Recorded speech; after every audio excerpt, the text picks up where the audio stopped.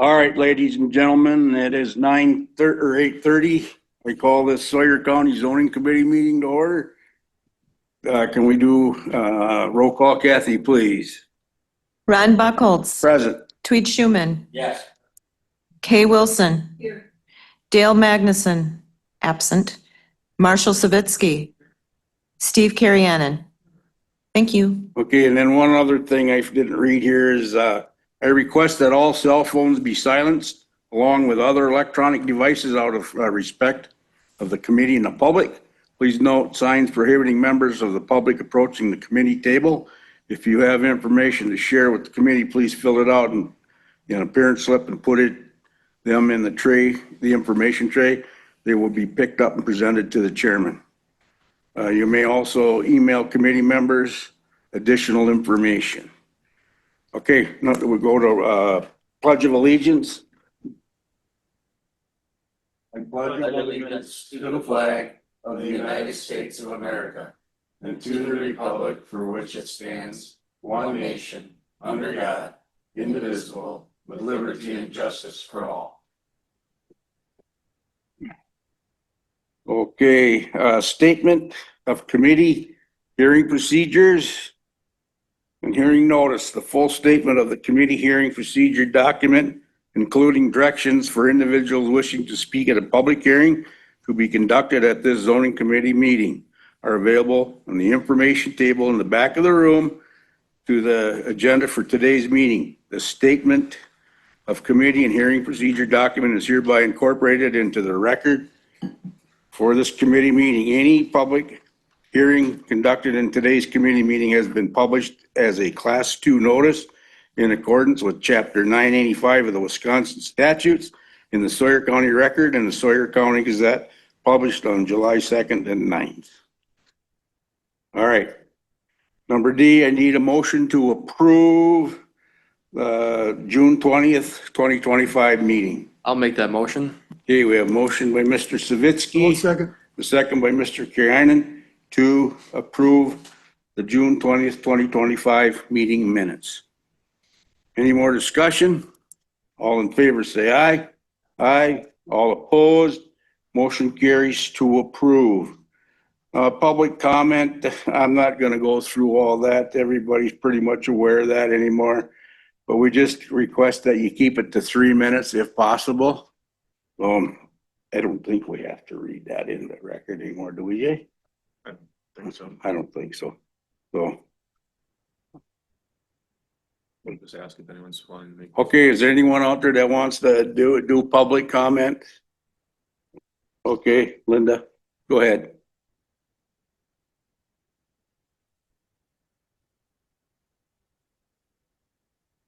Linda Zilmer, Edgewater property owner, and earlier this morning I sent you an email, which I'm sure nobody's had a chance to read, but basically I outlined what the purpose intent of your zoning ordinance is, and I gave you a quote from it. The purpose is regulating and restricting the locations, construction, use of building structures, and the use of land in the unincorporated portions of Sawyer County, and for the said purposes of dividing the county into districts, which are your zone districts, adopted for the promotion and protection of public health, moral safety, and the general welfare. Public health, moral safety, and general welfare. I mean, that's the whole purpose of the zoning ordinance. And at some future date, I guess I'd like clarification on who's ultimately responsible. The zoning committee has bylaws. The county now has a county administrator form of government. So who is responsible for every step of the process to make sure that applicants and the public all have due process from the submission of an application to a zoning notice? And in that email, I included a clip of how the public notice appeared in for this month's zoning hearing. And in several areas there, it says, please call or stop in the zoning office, if you have questions. And yet some of you, or maybe all of you, are aware that that is actually not available to the public. You can't just stop in at the window and ask to see anything. And so please clarify for the public those procedures. There's a lot of people that are upset And maybe more people, as they know, will be upset about the zoning ordinance amendment action last night by the county board. And I can't say that it wasn't predictable. Well played. I mean, how does the public have trust in the process? How do the towns have trust in the process when the public hearings, people don't show up and you can just show up at the county board and then ask for a change? So please consider how the zoning committee is going to address things like that, because this is just kind of another example of public trust. And you can have a lot of good people like your county clerk, who did a wonderful job as a town clerk in Draper. She's doing a wonderful job as a county clerk here. But we need more people that will step up and follow what we're supposed to be doing. Thank you. Okay, thank you. All right, anyone else want to speak on the public comment? Nobody got their hands up, Jay? Anyone online wishing to speak for public comment, not as a separate agenda item?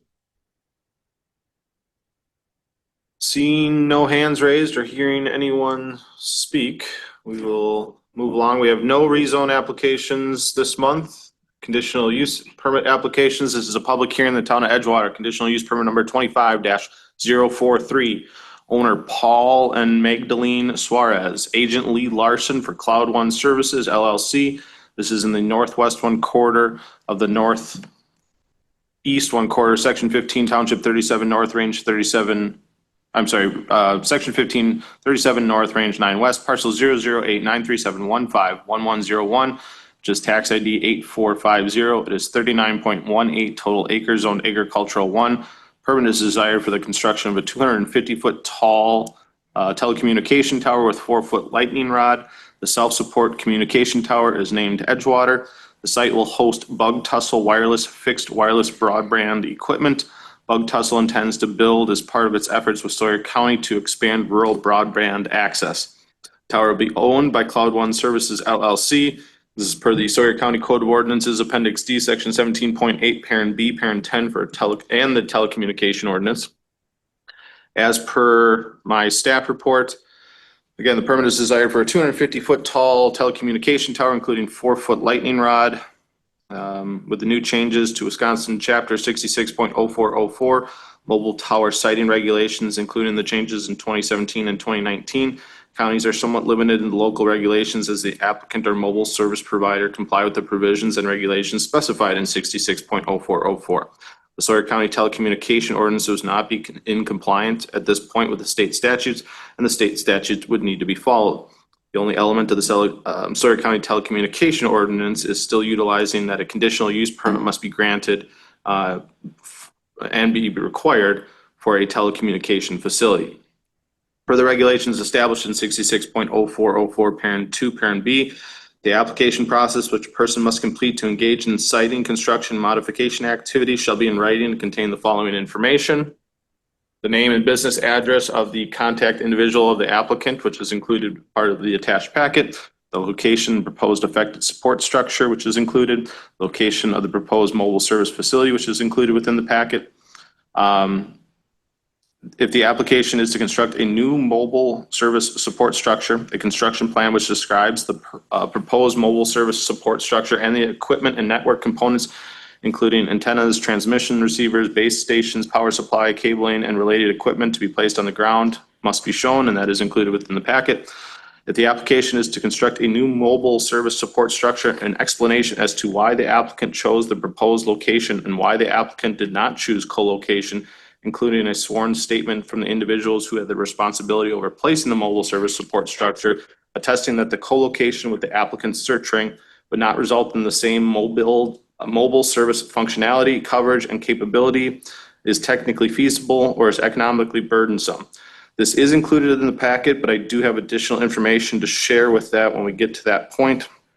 Outside of that, I have deemed the application to be complete. It does appear that with the submittal of the application, there are probably some maps that are inaccurate. I did notice that the applicant provided some maps as part of their search ring, as well as their location, which is not in the specified location. And I think maybe now is a good time to share that there is another tower that is not shown in the applicant's search ring. It is approximately 2.2 miles away from this proposed location. Again, was not shown in the search ring, and that tower was approved by zoning committee 2 years ago. I did speak with the owner of said property. That tower has been up for approximately 6 months and has been operational for the last 2 months. That is a 400-foot tower that is approximately 2.2 miles from this proposed location and was not shown as part of the applicant's search ring. Other than that, the town board, they had made a motion to deny the conditional use permit. Motion by Jamie to deny the Cloud One Services tower, in that the location site is not shown as accurate. That was then signed by Natalie Clements, town clerk. There were 7 additional notification letters sent out to adjacent property owners. 2 were returned, 1 with objections. And then we also were sent a petition list of objections.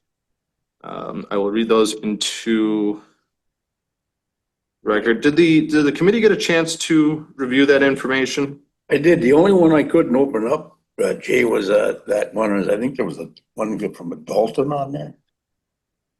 I think that was the name. Okay. I couldn't open that, but I opened the other ones.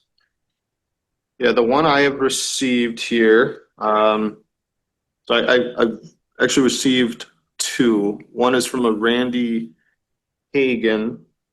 Thank you for sending the letter of concern to Bug Tussle Telecommunication Towers. We do not want this tower up in our front yard. In this community, there is below ground wireless internet already in place with Mosaic and CenturyLink. These do not cause eyesores and do not cause lightning strikes like a 250-foot tower would. In 2009, Town of Edgewater adopted a lighting ordinance. You can look it up on the Edgewater website. During a terrible thunderstorm or worse catastrophic tornado or straight line winds, what is going to be the safeguard of the community from this tower? When lightning strikes a 250-foot tower with a 4-foot lightning rod, it has a high probability of jumping to the electric line right across the road. According to electricalconnection.org, lightning strikes the tower or nearby ground can create powerful electrical surges that travel through power lines and conductivity of pathways to near homes.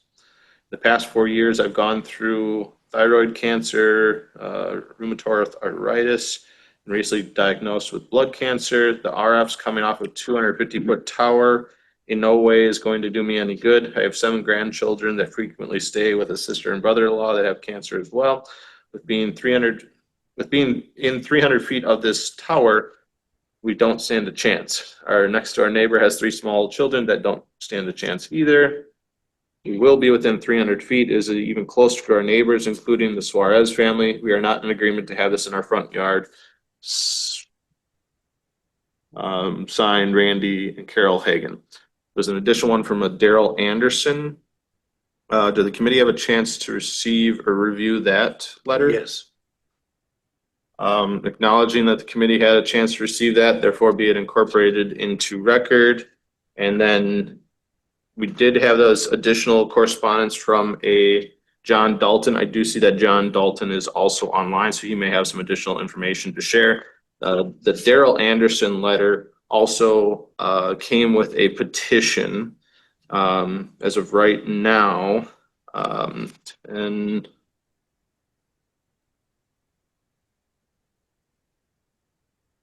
another 11. It looks like we have 21 signatures on a petition letter of opposition to this proposed tower. I can certainly share that with the committee in the handout, but there was that Daryl Anderson had gotten some signatures of a petition. I read that. Okay. That is all. Okay, I just one question here. I'm looking at the staff report. The owner is the Suarez. Yes. That's their land, and Bug Tussle wants to put that tower on their land. Correct. Yeah. Okay, Bug Tussle and Cloud One Services. So Cloud One Services is the tower company. So they put up the tower. Bug Tussle, be it the telecommunication provider, in this case broadband internet, they would then put their antennas on the tower. So Cloud One is the agent to actually put up the tower. And yes, the owner of the land is the Suarez's. Okay.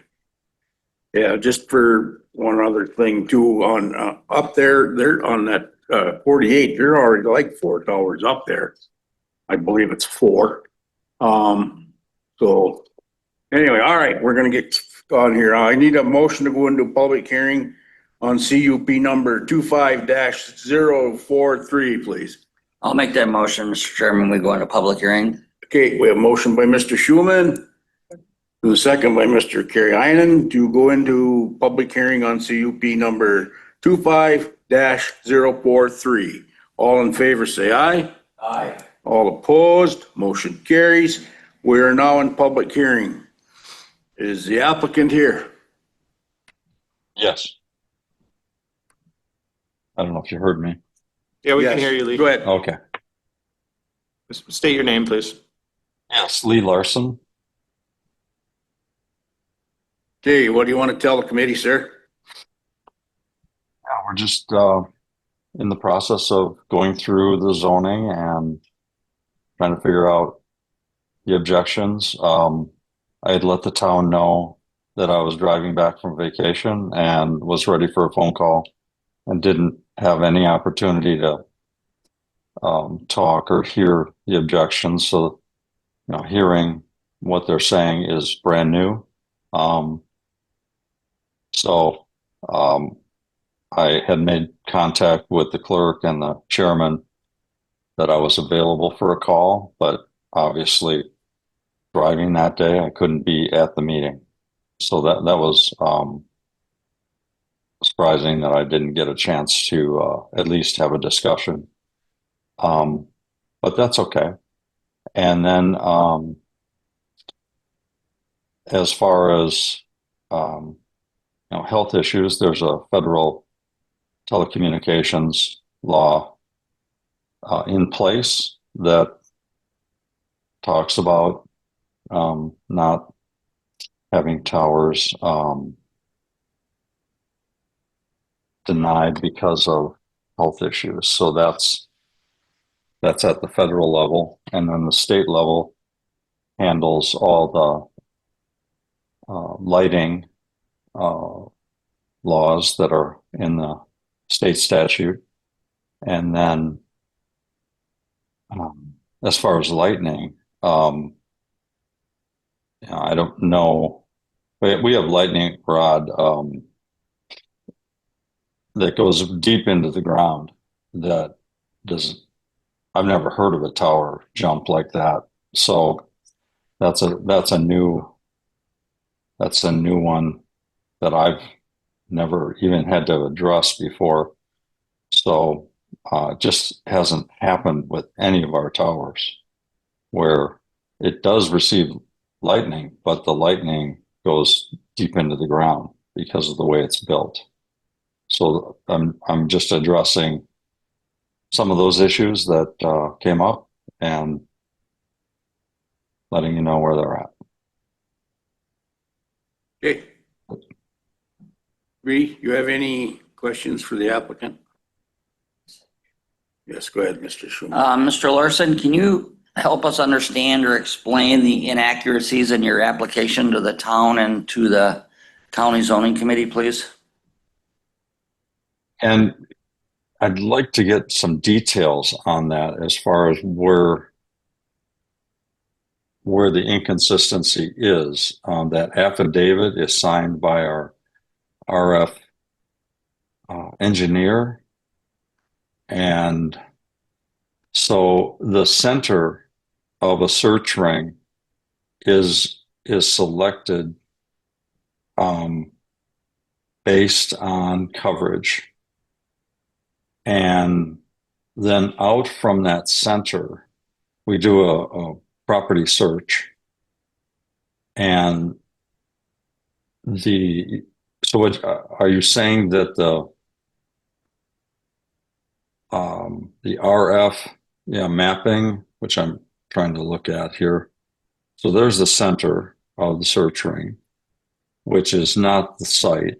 That's the search ring center. That's all that is. And then scroll the other, keep going up. Same. That's the same. Picture. That's the not other one actually from was- the tower location. That's where you Correct. choose a Those search are- ring. Those are correct. Search rings are. But your tower is not even located in this search ring then. Your tower, your proposed location. Yeah. And if you can keep scrolling up.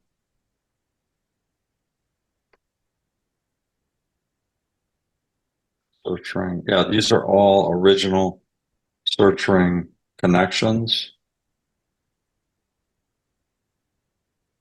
And that's our buffering of notifications.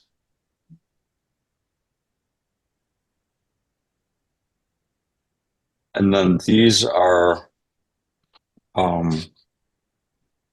candidates. And so I guess I'd like to share one other screen here as well then. Is this sharing for you online as well? mhm. Yeah, so this one up here towards the north is the proposed tower site location. And on this 40-acre parcel, it's approximately 2.2 miles away. There is a 400-foot tower that was recently erected that received conditional use permit approval 2 years ago and has been erected for over 6 months and active for 2 months and was not shown as part of the search ring. Right. And so, yeah, that one wouldn't have even shown up until it was constructed in the search for other towers. So ours was ahead of that. And yeah, we don't update those. We had a landowner change that we were dealing with. Otherwise, this would have been dealt with before, and that would not have been erected. But because there was a new landowner and there were some things to, as far as the title transfer and signatures and all that with new landowners that had to be dealt with. So that's why the extended time. Normally it doesn't take this long for towers, but yeah, that didn't show up in our original RF affidavit. I guess I don't understand why, Jay, that didn't show up in theirs, but it's showing up in yours. Well, you said when they completed their analysis, the tower more than likely was not erected at that point. Correct. I can get into the specifics of that other. So you can conditional- see our affidavit was dated June 18th, 2024, so it was not erected. And a tower doesn't, so we presented the affidavit as the packet, and even though it's a year old, those usually don't change. But now a tower's been built, obviously there is a change now. But that doesn't, there's no trigger point for us unless they do a new RF analysis. And that's something that would have to be done. Okay. Any more questions? Yeah, the conditional use permit for that 400-foot tower was approved on December 15th of 2023. A land use permit then was issued in January of 2024. And like I said, I spoke with the owner of the property, Mr. Scott Hayes, yesterday. He had indicated that the tower has been erected for approximately 6 months and has been active and giving signal for approximately 2 months. Okay, yeah, I guess I do, Chairman. Go ahead. So, Mr. Larson, is there any opportunity for Bug Tussle to lease space on that tower that's already there? Instead of Well, erecting a tower so close, another tower? So that will have to be looked into now, because that tower didn't show up in our original RF analysis. So now it's back to the drawing board to do all of our due diligence on that. Right. Any other questions for the applicant? All right, thank you, sir. You're welcome. Is there anyone Thank you. out there that wants to speak in favor of this CUP? Anyone out there want to speak in opposition of this CUP? Zilmer? Hello, my name is John Dalton. Do I have a moment to speak? Not Yeah, necessarily. we'll let you go right after Ms. Zilmer's done. Thank you. Linda Zilmer, Edgewater property owner. I was in attendance at the town board meeting and also am very concerned with a number of things that are outlined in the email that I sent you this morning. First of all, that the last time the telecommunications ordinance was updated was 2014. And even in 2023, when the Scott Hayes Tower was approved, much of the similar language as in this application came from the zoning department as far as our ordinance is largely outdated and invalid. So when will the zoning committee update your telecommunication ordinance? Because you're going to be acting later on a moratorium about solar panels. And I don't think legislature's changes allow you to do a moratorium on this, but you're going to have more towers coming. And then with regard to the outdated ordinance, I do not believe that the application should have been accepted as complete. First of all, I'm worried because this has been in the works for a couple of years, and I believe the new requirements are that if an application is actually submitted and not acted on, it's essentially approved after a short period of time. So with looking at what was submitted in my email outlines, there are documents from 2024, much of what you was scrolled through, these are old documents. So why, when our zoning department knows that there was a conditional, or should be able to find that there was a conditional use permit issued in 2023, and there was a land use permit issued to build the tower, why did this application for bug tussle move forward as complete, knowing this stuff was out there? I guess my thought would be that a lot of the questions that are coming up now, and they're coming up at the town level, should have been addressed before accepting the application to come forward to a public hearing. Again, I've sent you in the email a picture of the tower that is erected. And I would also ask there was a Mr. Dalton, and I don't know if wants to speak online, but he did provide a handout. And he, again, is relying largely on the old ordinance, and I think he has an option. But in light of more towers to come, I hope the county gets the ordinance updated so we all know what the rules are. Thank you. All right, Mr. Dalton, go ahead. State your name, please, and address.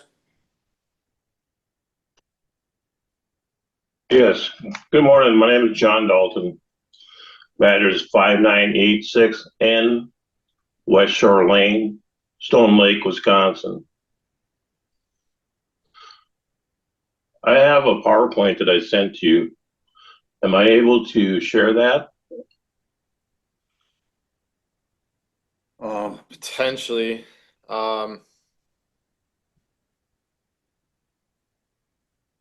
Yeah, don't do anything crazy.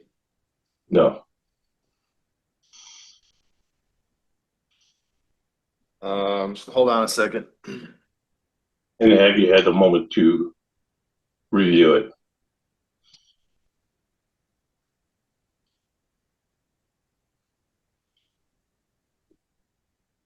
I think so, yeah.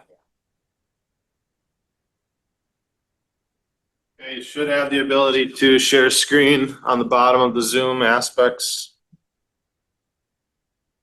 Thank you.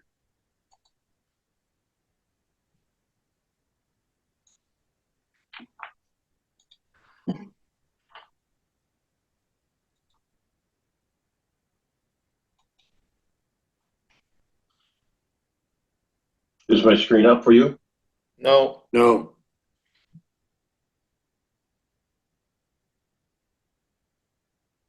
I'm used to Teams, not Zoom. So at the bottom of the Zoom participation, there should be a little green share. And that would bring up a separate screen as to what screen you want to share. Okay.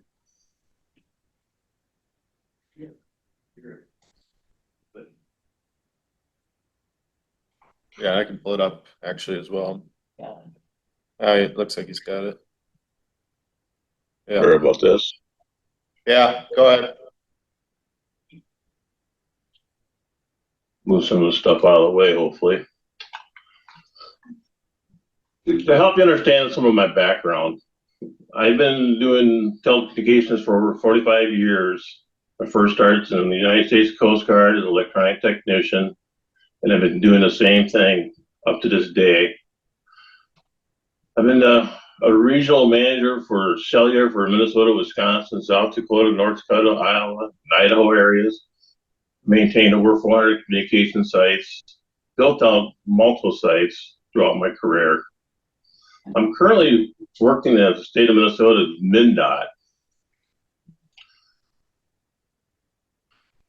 as a senior radio engineer, what they call an RE2. For the first part of my career with MnDOT, we built out about 120 communication sites with our armor system, with emergency communications, and most of the towers were either 180-foot monopoles, self-supporters, 330-foot self-supporters throughout the whole state of Minnesota. What I do right now is I am solely responsible for all FAA and FCC filings. I work right now in the aeronautics division that we take care of all the navigational aids for the state-sponsored airports. So my resume will help provide you guys with a resource so perhaps I can help answer any further questions on communication sites. When is mentioned here, when I read the conditional use permit, there's no mentioning of any lights on the tower. Being over 200 feet, it's mandatory that they light at least a minimum intensity white and red light at night. I'm kind of surprised that was not mentioned in there, but basically, as far as it's concerned, is looked at as a visual pollution for the area. And since it's been in the works for over 2 years, the question would be go to the applicant as to have they ever reached out to the Lake Association or area communities to let them know that the possibility of the tower will be there forever and they will always see that light, and especially the west shore of Lake Chautauqua and all the surrounding lakes. If you wish, I can read what visual pollution is, or I can pass it for you folks. No, pass. Thank you. They've been in the works here for at least 2 years. I do all the filings exactly like this for our state. Would it be the 7460 or the Part 77 validating if there's any air traffic concerns coming in for that tower, for the tower height and the location. Also, all the ASRs after that is a filing. So they've had this in the works for at least 2 years plus. My question would be more so is the COLO that you all mentioned, which I will mention as well, is they should at least come back next month with the redesign, with reaching out for the COLO applicants.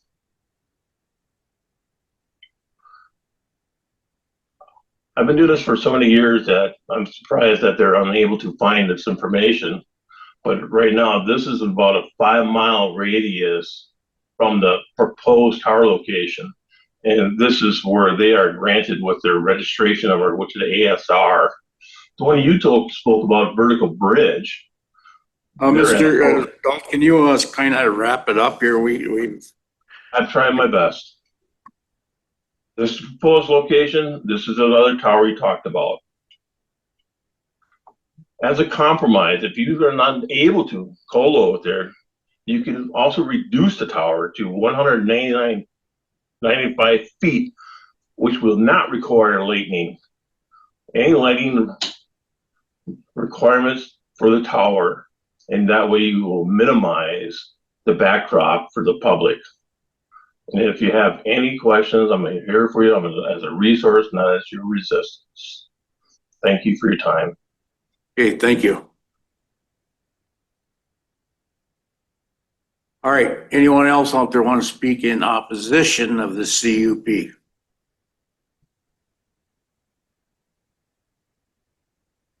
Not need a motion to come out of public hearing on CUP number 25-043, please. I'll make that motion.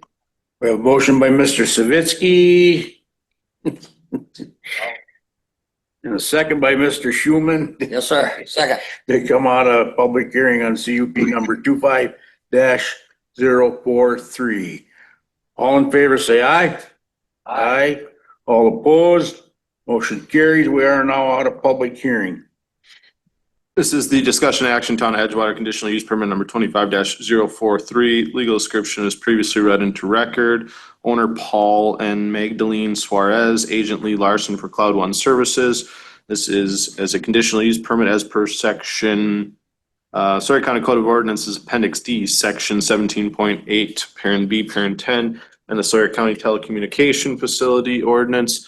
As part of my staff report and the information you heard here, if the committee was so inclined as to approve the application, please keep in mind the listing of conditions included in my staff report as well as findings of facts.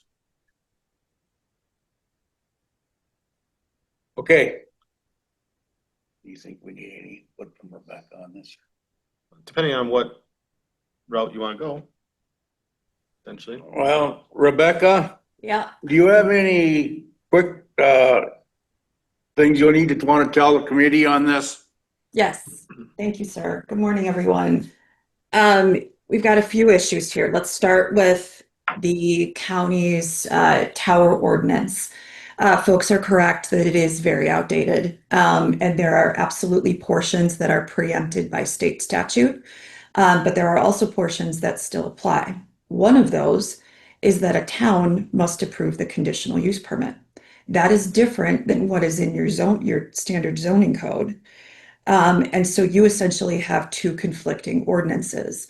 The rules of interpretation under case law are that the more specific applies. So in this instance, I highly recommend that the committee consider the town's action on this item.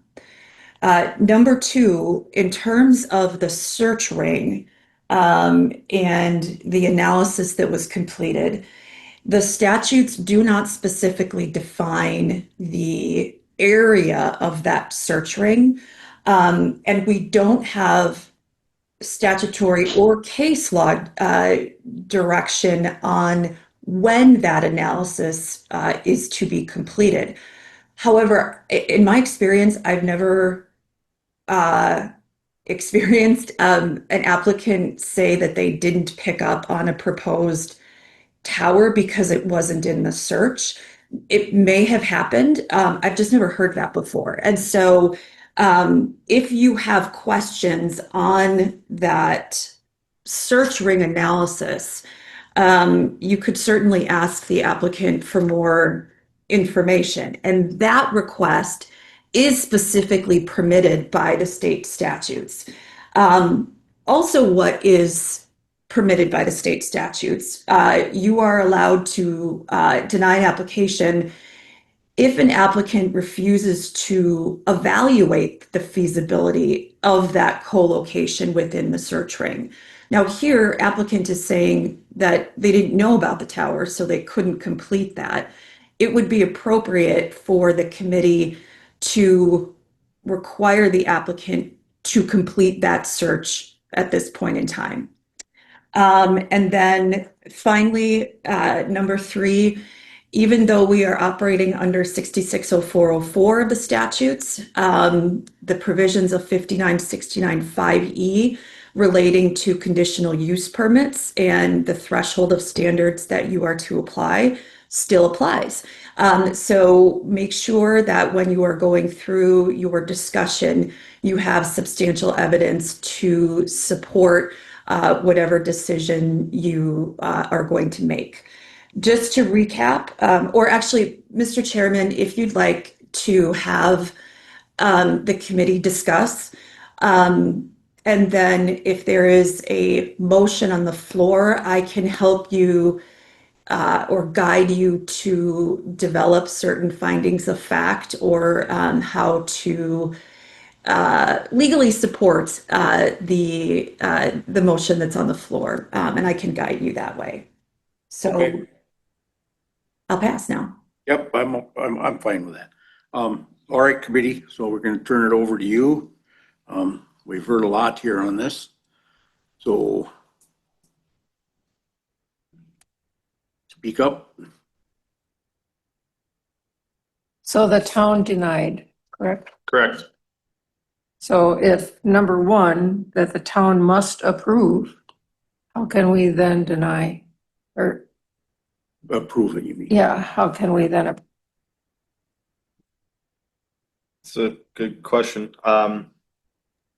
Now, if you want to use that methodology for whatever decision you're about to make, I would also add to it, as per the requirements of 66.0404, and one of those may be that a political subdivision may disapprove an application if the applicant refuses to evaluate the feasibility of a co-location within the applicant's search ring and provide a sworn statement described under parent B6, which again is, that it appears that the search ring or feasibility study is incomplete as of today's date.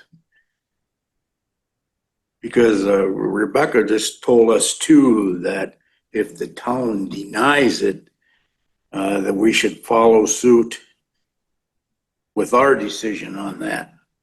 So I guess that rest, I'm gonna leave it up to you guys. You tell us what you want and I'll make a motion to deny it based on the fact that the town denied it and the co-location concern.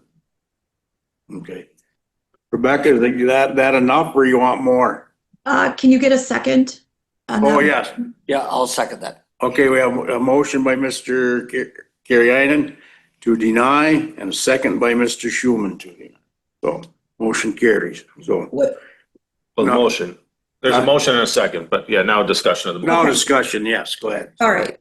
So let me just kind of guide you through this. And then as I make these points, if the motion maker and then the second can just acknowledge their agreement. So with respect to the required town approval, that comes from the cell tower ordinance, which we know is outdated. Your general zoning ordinance does not require town approval. However, statutory interpretation is such that the more specific applies.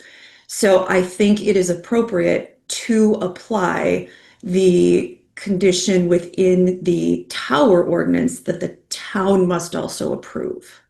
And it sounds like that is incorporated into the motion. Is that correct? Right. Okay. I would also add that you're using that reason as part of substantial evidence as to determine your motion. Absolutely. Is that correct? Correct. Okay. Number two clarification, denial is or would be based on the failure to incorporate this other tower within the search ring, which is statutorily defined. Although there are ambiguities within the statute as to the time of when that search is to be completed. But under the statutes, this committee may deny the application based on the applicant's refusal to consider co-location at this new tower. Is that correct? Correct. Okay. If there are other items that you would like to reference as the basis for your denial, I know you heard and you received other public comments, you can certainly have a discussion of those items if you wish. Okay. All right, any more discussion? Mr. Could Cabinet? possibly add light pollution to the list of concerns. Yeah, but I do believe there's statutes that you can't use lighting, aesthetics. Well, you can't use aesthetics as concerns, but I'm not sure if you can use lighting as concerns. I know aesthetics cannot be a reason just because you don't want to see a tower, but I don't know if that includes the lighting aspects. Yeah, I think that in your decision, you can reference the lighting as a concern. And in terms of the aesthetics, Jay is correct that you can't deny based exclusively on aesthetics. However, there is an indication in case law that aesthetics may be considered as part of a broader conversation, which I think in this instance you are, because you've got these other substantial reasons for denial. So I think questions on the lighting and light pollution would be appropriate to roll into your substantial evidence. The motion maker has added that to his motion as a consideration for denial. Would the second of that motion maker conclude? Yes. Mr. Schuman has acknowledged, yes, that he would also conclude that as part of his second. Jay, I have a question. If the committee does indeed deny the conditional use permit, what are the terms of reapplication? Is it 1 year?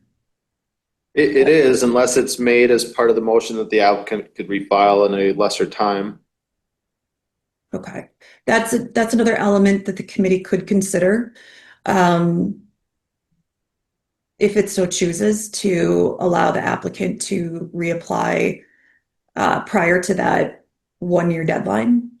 I see no reason to hold that 1 year as a basis for, or part of the denial. I think if they can come up with something that, addresses the concerns we have and the reason for our denial and want to bring it up sooner than a year, I'm all in favor of that. As I am. Yeah, so to include in the motion then, so motion and second for denial, including substantial evidence as that the town denied that the feasibility of co-location was not fully explored, that there are concerns with light pollution, and that you'd be waiving the 1 year refiling rule. Correct. Right. The motion maker and the second is both acknowledged that that would be as to the motion. Great. Kate, go ahead. I have a concern about stating about aesthetics and light pollution. Granted. But I think that everyone could complain about aesthetics and light pollution from here on in, because there is the person that doesn't want to look at it, but wants to have the convenience of the service. I don't think we should have that in there. So then one of my questions is too, if the applicant can come back within, Yes. say, like six months, this still has to be based on town approval, right? Right, Rebecca? Based on statutory construction, I would say yes. Unless the county clarifies or amends its ordinances. Well, and with that being said, the applicant was unable to attend either by phone or in person at the town meeting.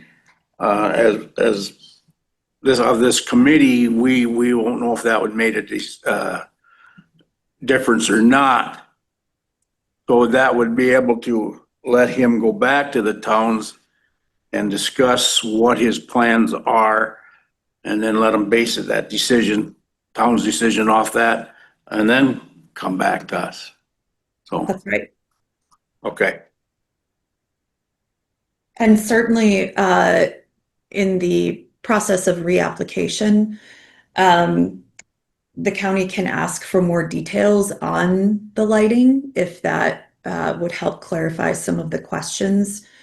That would be an appropriate ask of the applicant in the reapplication process. Could I interject? This is Lee again. I'm sorry, not at this time. No. We're out of public hearing. We're out of public hearing. So Kathy, you got everything you need for the finding of facts then for this, Ethan? Okay. You're happy with that?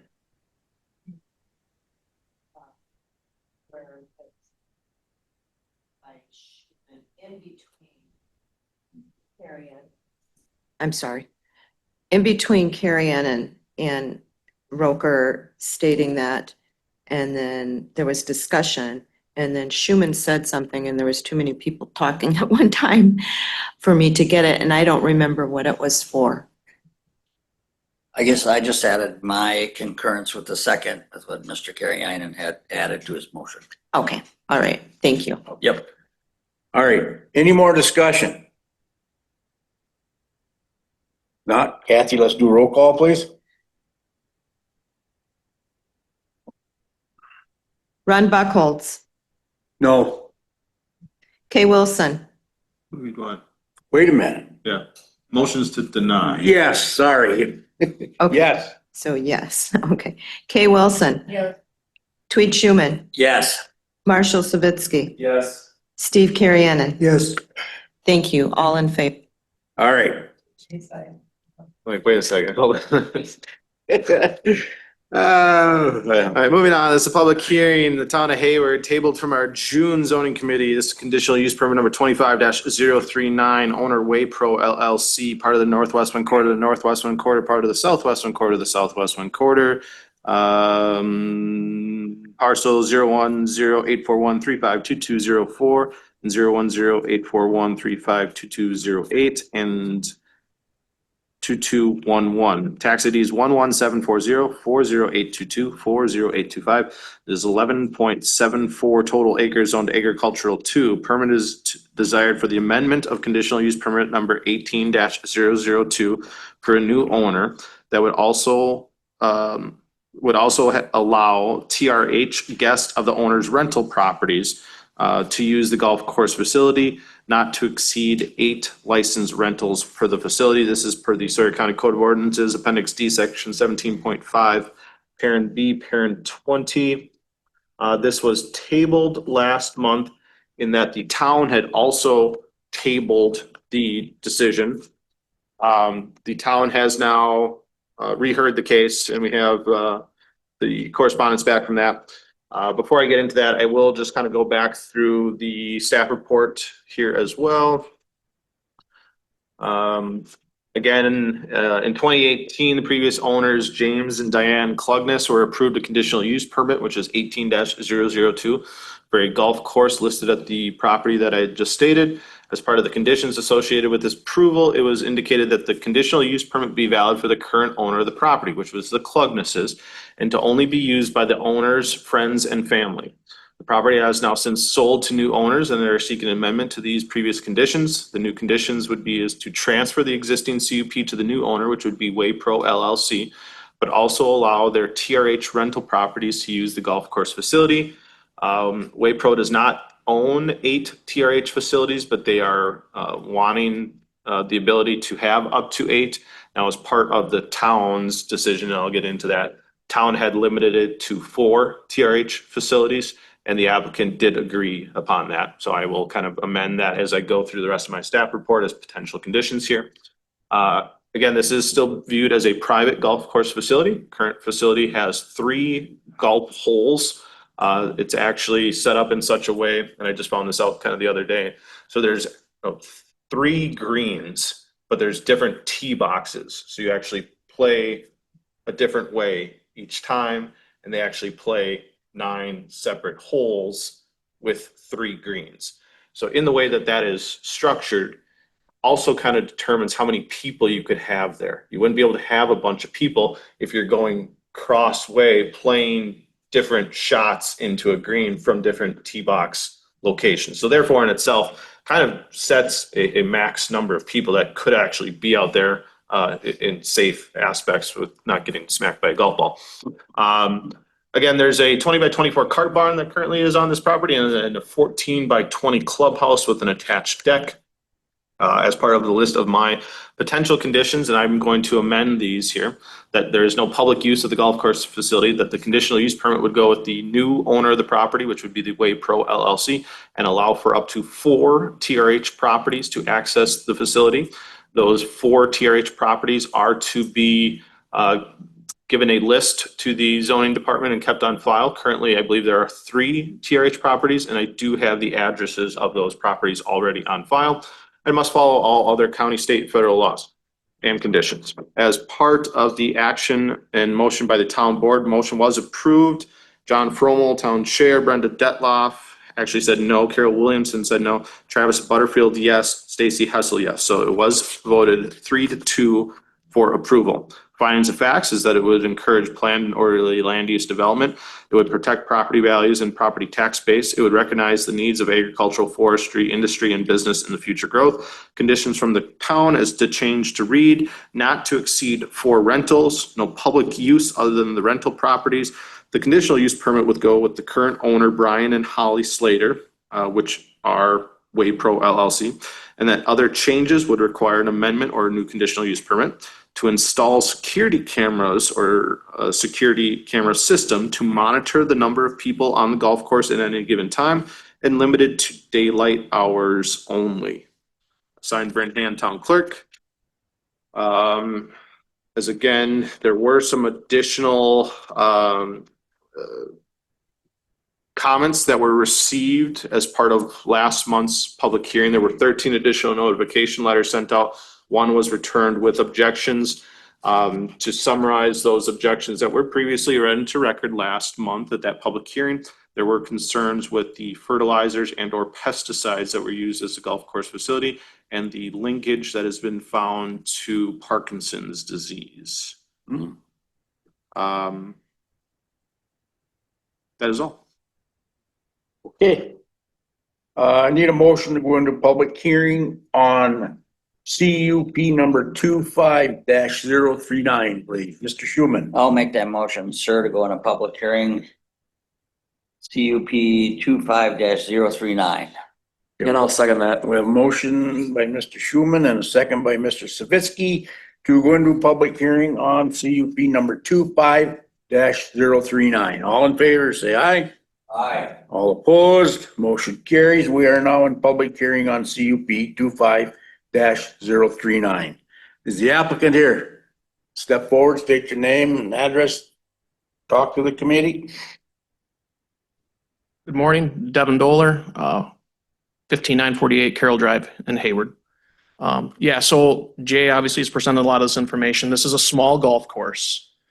Again, it's designed optimally. We have a superintendent that manages it right now. He's had over 40 years of experience managing golf courses. It was a full-time job for him for much of his career until he retired into a little bit of a smaller demand. So this golf course is optimally set up for 4 people. Our ideal is to have 4 to 6 people to operate it. As Jay mentioned earlier, there's about 5 or 6 different tee box locations.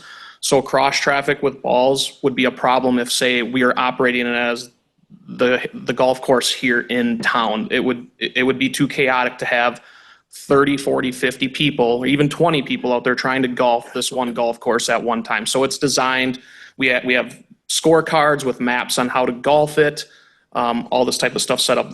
All this is going to be scheduled through our teams. So the rental properties, which we are agreeing with 4, you're only going to be able to have so many people at one time use this. We only have 1 active rental property right now. The other 2 addresses that Jay has are currently not operational. They're not licensed right now through the county to be used as rental properties. So we don't have all these properties in activation right now. It's just 1 that is being used currently. That is on Round Lake, kind of opposite side of where this golf course is. to go with some of that, there's bathrooms out there, there's ample parking. I do have a picture here of just one area of where the gate is. It's a gated entrance, so it's locked. The people that request to use it, they will be given codes to get in. The buildings are locked. Those keys are in lockbox. They'll be given that information as needed. But more than likely, the superintendent's going to have this area prepped and ready for them when they can pull into a parking area that can fit at least a half a dozen cars. So there's space to get emergency vehicles in here if it's needed. Again, it's a gated entrance. I pull a 3/4 ton truck with a trailer in there to unload a lawnmower in there to help do some of the maintenance to this when I help. So there's ample room to do things. We have running water and things like that in there. Sanitation facility, we use a porta potty right now. I know there has been concern with that, but my debate with that was we use them at all of our major festivals in this city and around this town. And that's what works, that's what people use. So I mean, that would be getting changed out frequently. The security cameras will go up, you get push notifications on them that send to your phone when they detect motion. So we will know when there's people out there. They're ran off a solar panel and battery, so that as long as they're in good lighting, which we have great sunlight out there, they will be active all the time. Again, this facility, we got golf cart use for the people to use out there. There's plenty of amenities out there for them. Yeah, and the big thing is we're obviously trying to amend this to be able to be used for the current new ownership as well. Go ahead, Mr. Schuman. Sir, can you address the concerns with the fertilizer and pesticides? Yeah, so I mean, it's no different than some people using these things to care for your properties. I use fertilizer in my own yard here in the town of Hayward to help make my grass look good. That same type of application happens out there. It's not as demanding as a normal large golf course where it needs all these things all the time. The stuff is monitored in the areas that need cares to take care of like brown mold and snow mold and stuff like that. Those applications, like for snow mold, only happens once a year. And even a couple of the gentlemen that were on the planning committee for the town of Hayward state that they live near a golf course and they've had their water tested with no issues. So yeah, do we use stuff to help take care of it? Yes, of course. But I don't foresee there being large issues with that problem with using fertilizers. Jay, do you have any concerns from the county side, or did the town have any concerns about? No, I don't Water. see anything that was listed as part of the fertilizers or pesticides. I am looking at one of the comment sheets that were returned as part of the notification letters. So the first was the impact of the fertilizers and pesticides. So we did hear the applicant provide information about that. Second was the hours of operation. We had heard that there's a condition as part of the town's conditions that it would be limited to daylight hours only. I think those are fine hours. Right. Yes. Well, actually, there is a glow-in-the-dark golf event occurring at the Hayward Golf Course in August. They use glow-in-the-dark golf balls and headlamps. It's actually pretty fun. But, so the hours of operation ultimately are limited to daylight hours. How is parking being addressed? We had heard the applicant provide that. The only other one here that I'd seen as part of this comment sheet is what are we doing with garbage and waste? Garbage and waste. Wastewater we had heard about, but what about like garbage? Garbage, we have garbage cans in the facility and I help manage some of these things. We just come pick it up with our rental house. We just do garbage pickups for the people. So it would be when it's booked and we know we use it, then we have to do care for that and follow up. So it's after we're done, after somebody is done or for the day it's done, it needs to be cleaned and basically ready for the next usage. And you're not providing any type of food or beverage? Not at there, this so, time. I mean, people are bringing their own waste and then, their own garbage or food or whatever, drinks. And I would assume most of the time they might even be taking that stuff. They may, and it wouldn't be hard to put a dumpster out there either behind, if that's necessary. We don't want it. We don't want that on the golf course. We're trying to keep it as clean as possible, but there is obviously opportunity for that to put it behind the storage building if we needed to. Yeah, I think the main concern was, inaccessibility to wildlife in case there was any type of, garbage in one of those cans. If it was external, that you wouldn't have a bear or raccoon that would spread it out a little bit further for you there. Yeah. Go ahead, Mr. Schuman. Sir, do you agree with all of Jay's conditions and the town's conditions? Yes. Okay. Yeah. Anyone else have any questions for the applicant? Okay, anyone out there want to Oh, speak in sir. opposition? Mr. Chair, Oh, Rebecca, sorry, go ahead. that's okay. I just have a quick question for the applicant. Thank you, sir. Yeah, not a Um, problem. How was your golf course or the three-hole course designed? Was there an architect involved? And the reason I ask for the committee's purpose is there is data available through professional golf course architects societies and affiliations throughout the country that speak to smaller golf courses and what appropriate conditions would be. So hence my question, how was it designed? Or did you work with, any golf course architect or anything of that nature? Just maybe give us a little background on how, and I know this was developed under a prior owner, but if you have Correct. any information on that, I think that would be very helpful for the committee. I don't at this time. The superintendent may know more than I do. He's been taking care of this golf course since it was at one point constructed and prepared to be used. The only thing I know about it is the irrigators, two folks here in Hayward were a part of this with irrigation stuff, but really outside of architecture and how it was constructed and that, I don't have any knowledge of that. Thank you. Thank you. Okay, thank you. All right. Anyone want to speak in opposition of this CUP? Ms. Zilmer?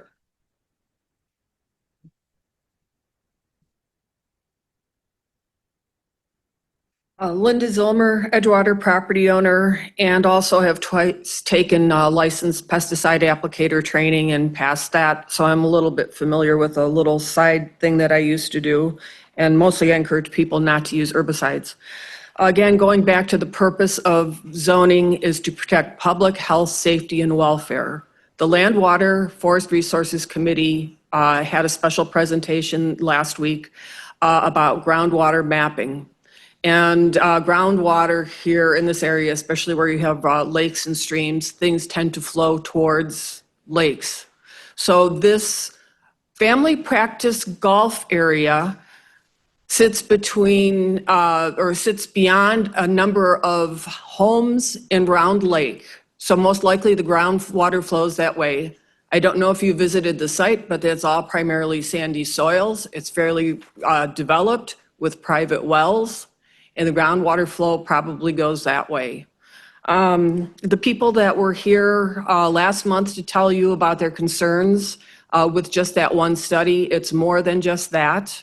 And I know they were at the Plan Commission meeting and the Town Board meeting.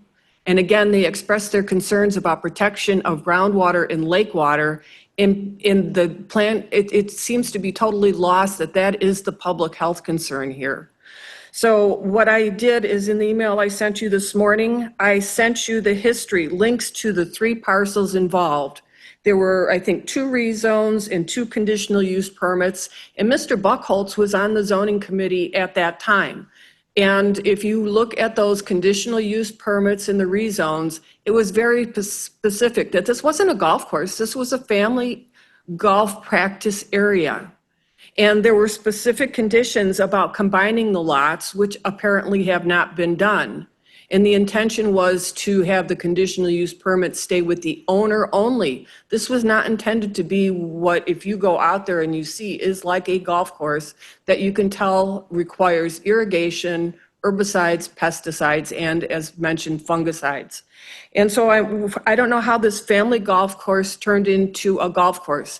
Or into a golf course that is, that they are charging people to play on that are renting out their tourist rooming homes. It's kind of like, is it a family burial plot or is it a cemetery? Because now if it's a golf course, it's different and it should come under a totally new conditional use permit, not a renewal. And in reference to the best practices, there are a whole host of things that if this is a golf course that should be done. Now, is it a clubhouse or is it a storage building? Because one of them would be no storage of chemicals in the storage building. Now, if it's a clubhouse, does it have running water? Does it have bathrooms, as said, or is it just porta potties? there's just a lot of disconnection between what's being said and what's out there, but primarily it's groundwater concerns. So some of the conditions that you might want to consider, if you even consider this a renewal at all, was to have monitoring wells, or to have the company pay for the private well water testing of those people around there to determine what the condition of their water is now, and to have it tested on a regular basis afterwards. To require that only a licensed pesticide applicator apply any chemicals to that, and according to ATCAP 29 pesticide use and control. There is also the Wisconsin Golf Course Superintendents Association, who has 12 best management practices. So I do not think that coming to you and saying that this is a renewal of a family golf practice area where the previous conditions were not met, and to just allow this to morph into a golf course with the extent of the public use, even though it's limited to their renters, and also the maintenance of the course with chemicals that can affect groundwater, I would ask you to please deny. And I think that the two town board members that acted on denial were the long-serving members on that town board, are most familiar with the situation there. Thank you. All right, anyone else want to speak in opposition? It's pretty bleak out there, but what about online? Seeing no hands raised. Okay, all right. Anyone want to speak in opposition? I already said that, I guess. I need a motion to come out of public hearing on CUP number 25-039, please. Motion to come out of public hearing, sir. Motion by Mr. Schuman, second by Mr. Savitsky to come out of public hearing on CUP number 25-039. All in favor, say aye. Aye. All opposed? Motion carries. We are now out of public hearing. This is the discussion action in the town of Hayward. Conditional use permit number 25-039, owner Waypro LLC. Legal description is previously read into record. This request is for an amendment to conditional use permit number 18-002 for a new owner. As per the Sawyer County Code of Ordinances, Appendix D, Section 17.5, Parent B, Parent 20.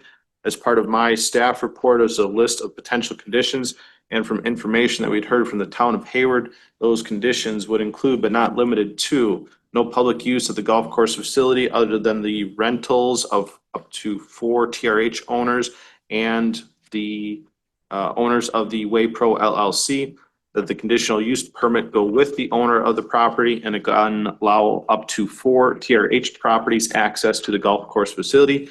Any change to this condition would require an amendment to the conditional use permit, and that the addresses of those TRH properties be kept on file. Number 3, that it must follow all other town, county, state, federal laws, regulations, and conditions, including but not limited to best management practices for golf course facilities. 4, be limited to daylight hours only. And 5, install security camera system and monitoring. Install a security camera system to monitor the number of people at the golf course facility. That's all. Okay. Thank you. All right, committee.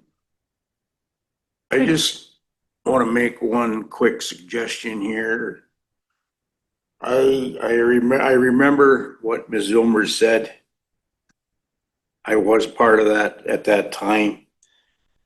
So, and I did read her email, so I just want her to know that, but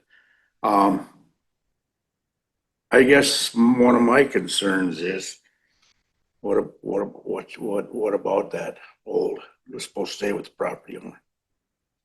So that is the only condition that was tied to this original cut. There may have been other discussion that was had as part of groundwater terrain or combining of the lots or whatever the case may have been, but the only condition is approved per the motion was that the condition is that the applicant be held by the current, that the application be held by the current owner and not the land. And again, we now have a conditional use permit that is seeking to amend that condition. All right. And now we are adding additional conditions to that. In essence, so this is still a new conditional use permit, but it's, again, seeking to amend that original approval. That, again, that original approval was for the golf course facility. It then got a condition that it was that current owner. Go ahead, Rebecca, I see your hands up as well. Go ahead. Yeah, on that point, Jay, is there anything in this request that is different than if the applicant had come forward with a brand new conditional use permit request? I mean, is this effectively an issuance of a new conditional use permit? Is there anything that's lacking in this application or this process because it is a renewal? No, I guess, because a lot of our conditional use permits or language that we use is that, that it's, conditioned upon such and such. And I guess, if you're wanting to, and even some of that language states that if there's to be an amendment to this condition, it also requires a new CUP. So in essence, it's a new CUP, but it's for an already existing approved golf course facility. Let's say the Clugnesses were to, take ownership again of this. They could be out there with their family and friends and they could be golfing today. But as of how that initial conditional use permit was approved, it was conditioned to those owners, the Clugnesses. So again, I almost see this as an amendment to that original approval, but yet we get it a new number. And as part of this amendment, we're tying additional conditions to that. One of them being the update of the ownership. Thank you for that, Jay. And I would just point out to the committee that if we call it an amendment or we call it a new conditional use permit, what you're seeing, committee, is really not any different. And I think one of the keys here is that new conditions are being added, and there needs to be substantial evidence to support those conditions, which we'll get to in a moment. So I just wanted to address that. Should there be any legitimate argument that the committee is doing something incorrectly because this is classified as an amendment or an extension of a previously issued conditional use permit. Okay, thanks, Rebecca. Mhm. All right, committee.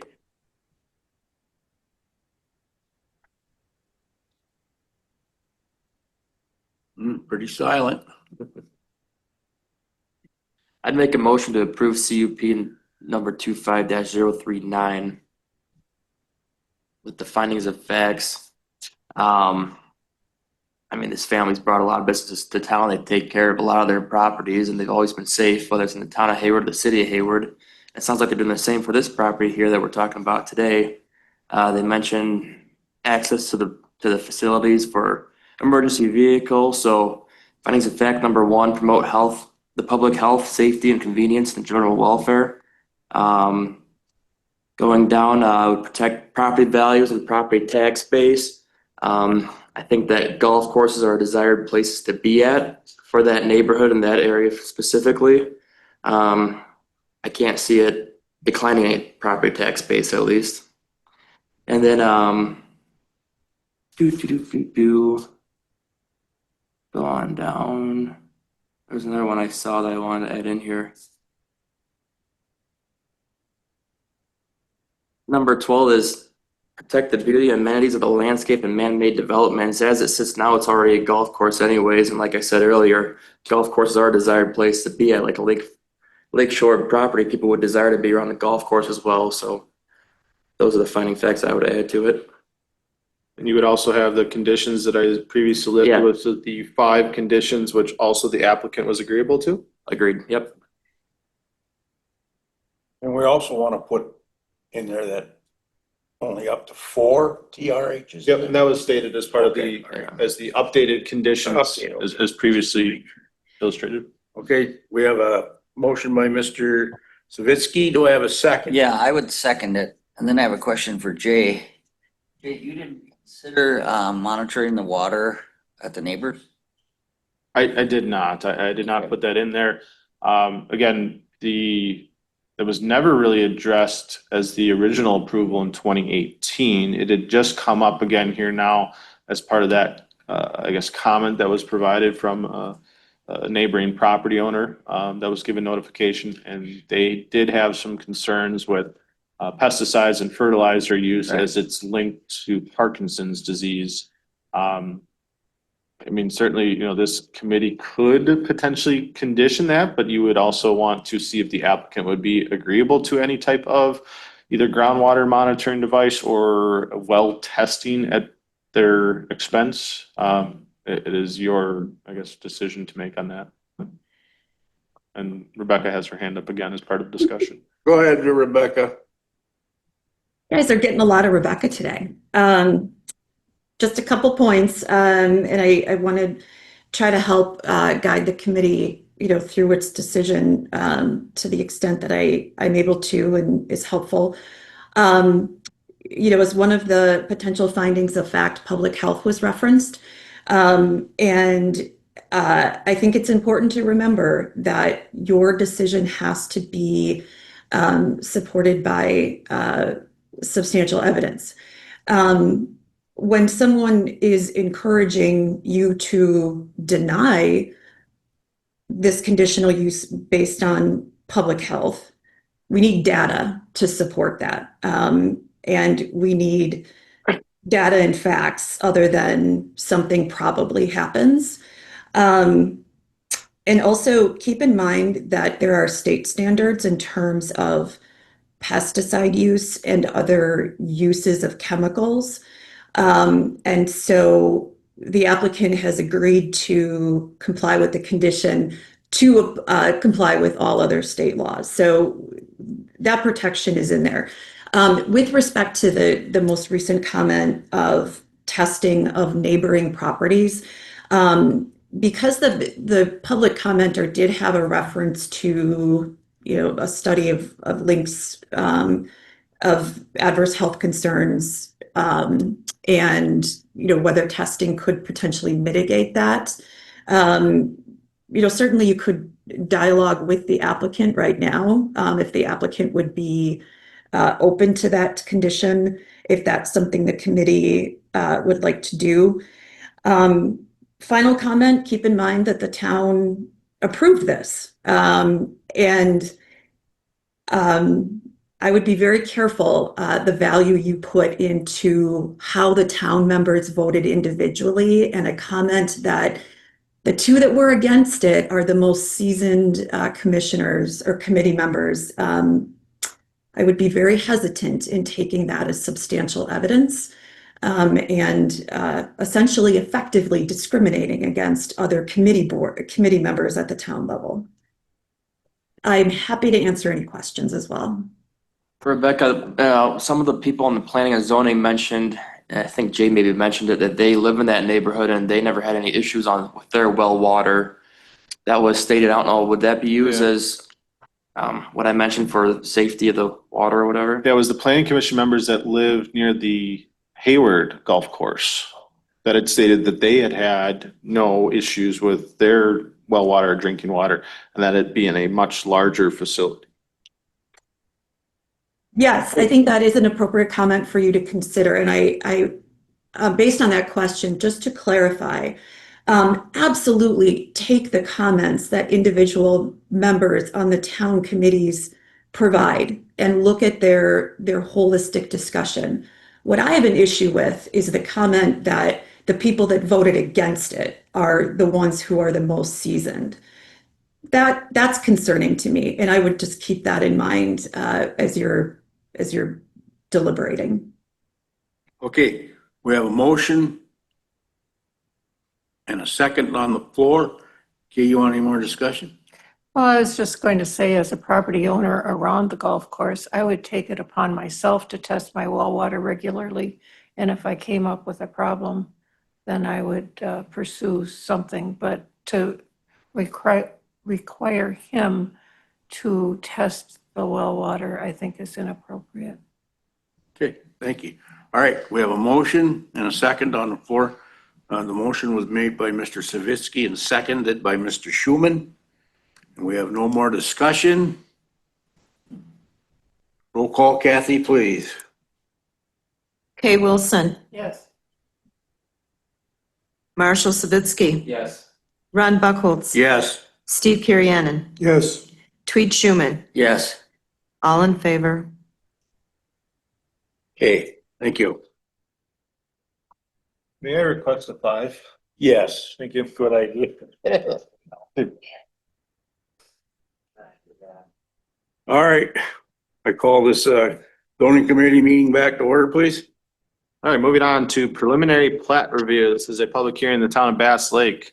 This is for Sugar Bush Phase 2 preliminary subdivision plat for Sugar Bush Phase 2, owner Trace Mullins. Phase 2 is proposed as a 4-lot proposal. The 4-lot split comes from 2 original lots as approved as the Sugar Bush Phase 1. Which was originally approved as a 7-lot subdivision. This requires zoning committee acceptance, conditional acceptance, or rejection. Again, as part of my staff report, this property consists of the old Lakeshore Fishing Club on LCO. This property was recently subdivided as part of a county subdivision plat into a 7-lot proposal. Of that plat, there were 3 additional lots that were split off as part of a certified survey map process. This request is now to take 2 of those lots from the original plat and create 4 of it for a net 2-lot increase. Since this additional division of land is occurring within a 5-year time frame, it does require approval of an additional county subdivision approval process. Again, from when the original parent lot was done in 2023, we started as the 1 original lot that then resulted into 12 lots. 3 of those were as part of this would result in a total of 12 lots from the original parent. 3 of those lots were as part of a CSM. The 5 remaining lots were then contained as the Sugar Bush Plat 1, and then we would have 4 new lots as part of Phase 2. So 12 total lots from the original 1 parent lot. The lots do have a couple wetland complexes. Those were previously addressed as part of the Sugar Bush Phase 1. This Sugar Bush Phase 2 does not have any wetland complexes that exist on it. There are already existing private roadways dedicated to these lots. This would be as per the Sawyer County subdivision ordinance, which is shown as the Sawyer County Code of Ordinances Appendix C.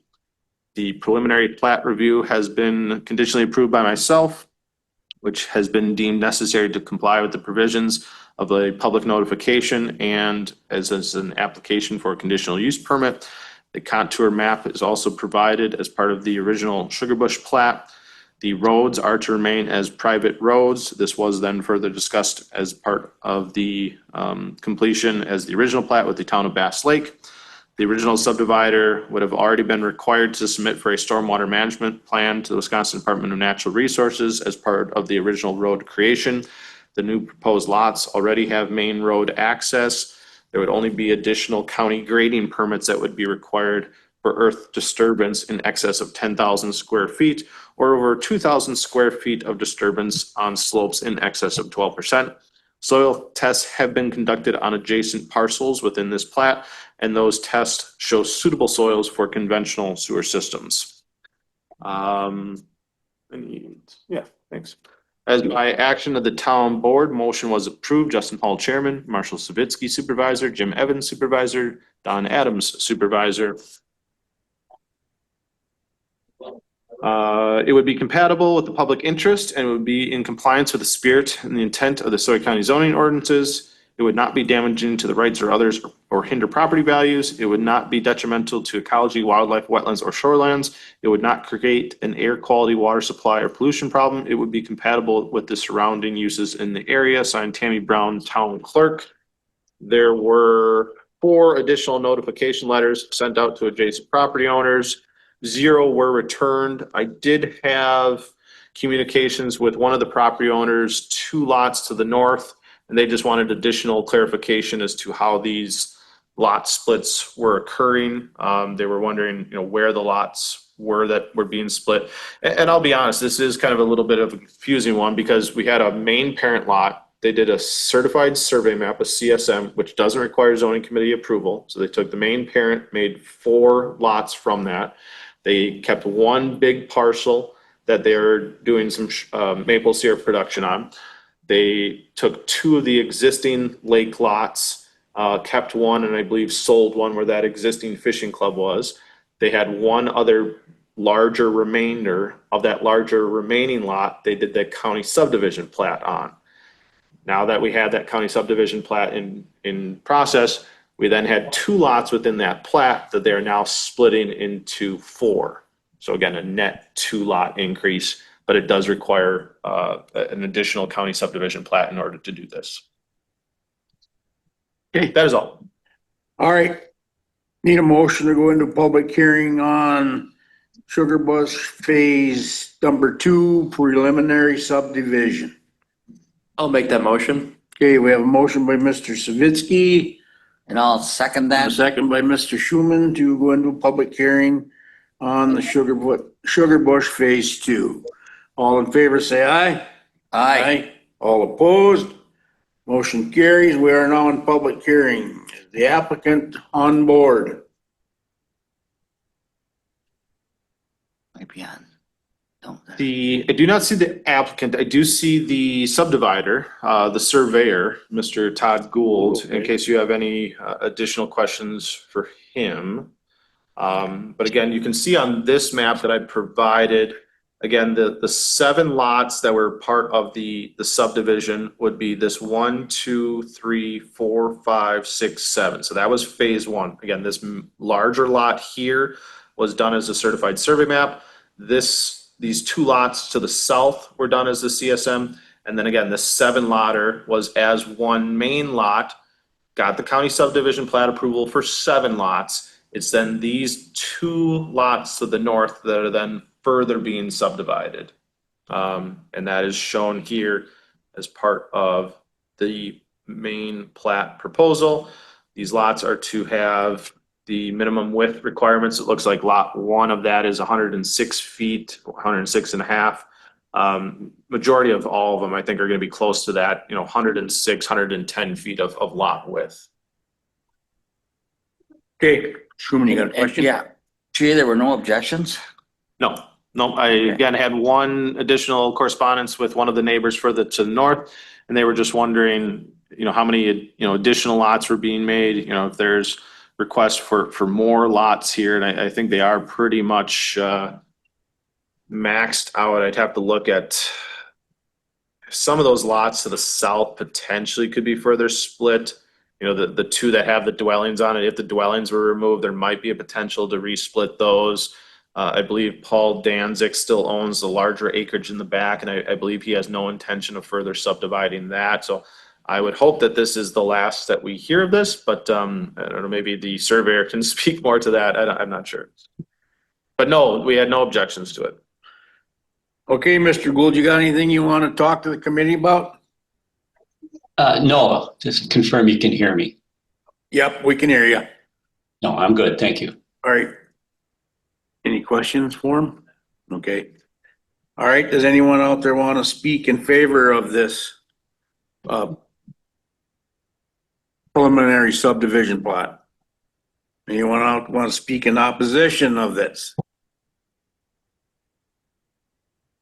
Not? Need a motion to come out of public hearing on the Sugar Bush Phase 2 preliminary subdivision plat. Motion, Mr. Chairman, to come out of public hearing. We have a motion by Second. Mr. Schuman, second by Mr. Savitsky to come out of public hearing. All in favor, say aye. Aye. All opposed, motion carries. We are now out of public hearing. Discussion action for the Town of Bass Lake, Sugar Bush Phase 2 County Subdivision Plat, owner Trace Mullen. Again, Phase 2 is proposed for 4 lots. 4 lot split comes from 2 original lots as approved as the Sugar Bush Phase 1. Again, this requires zoning committee acceptance, conditional acceptance, or rejection. Even if you were to approve the preliminary, we would then hear for a final. And I guess I'd probably ask Mr. Gould, when would you anticipate wanting to submit for the final proposal? At the earliest. That's good enough, I guess. All right, committee. Turn it over to you.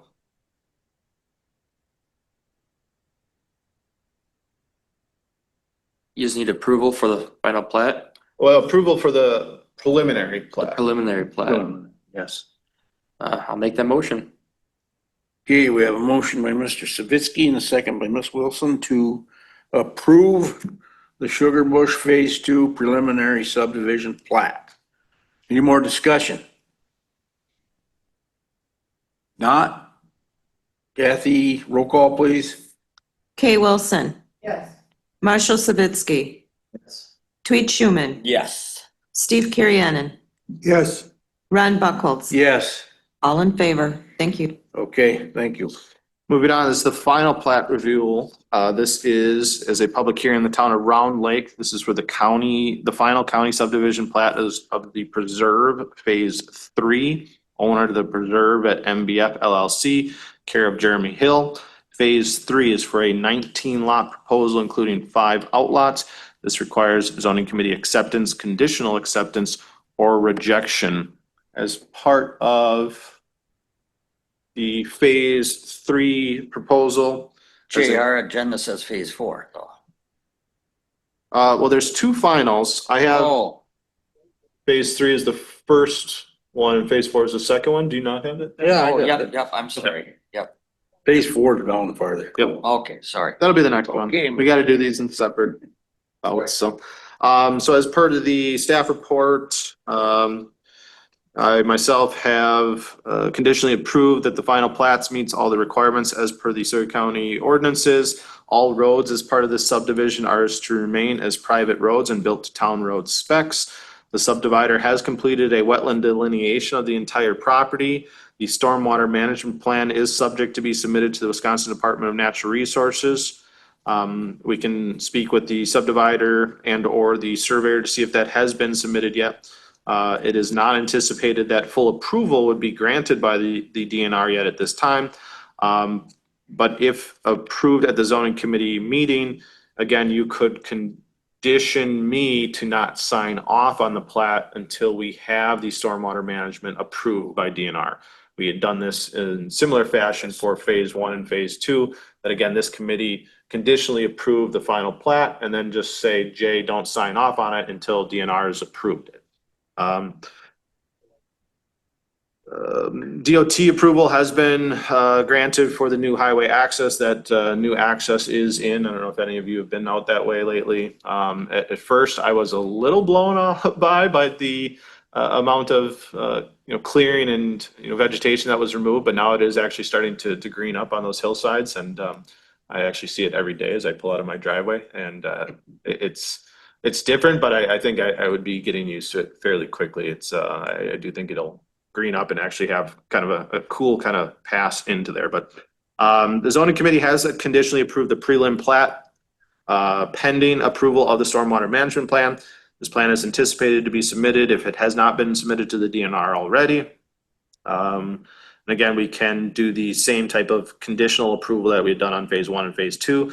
Additional conditions as stated from the preliminary approval would also be that the covenants be recorded onto the property. This was done for Phase 1 and Phase 2, and it is attached within your packet, and that a wetlands delineation be done. That is completed and is on file. I do have a hyperlink in the agenda. I don't know if any of you have looked at that. It's like 160 pages, so I obviously didn't post it with the agenda. It's just as a link.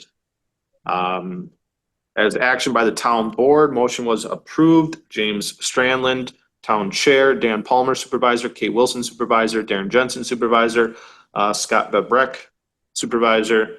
Motion recommended to approve Phase 3 of the Preserve project contingent upon completion of the Sawyer County staff report and provided the development remains under the conservancy of the town. Signed, Frank Lucian, town clerk.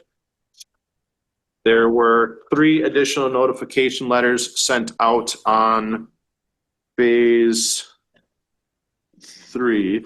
This one says Phase 4 for that one.